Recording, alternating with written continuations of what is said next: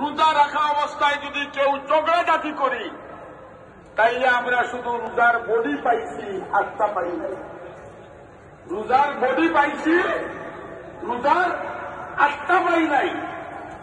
এখন প্রশ্ন আসতে পারে, হুজুর রোজা তো চলে গেছে, কি করতাম? এই 5টার মধ্যে 3টা হলো আল্লাহর সাথে সম্পর্কিত। কার সাথে? মিথ্যা বলা কার সাথে সম্পর্কিত? 1 লক্ষ মিথ্যা কথাও যদি কেউ কয় আর এরপরে যদি আল্লাহর কাছে তওবা করে, তার তওবা কবুল হবে তো? না হবে না? তার তওবা কবুল হয়ে যাবে।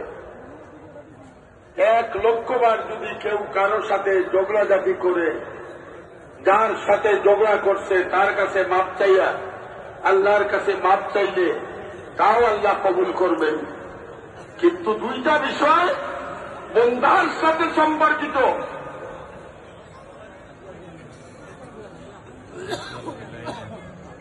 2টা বিষয়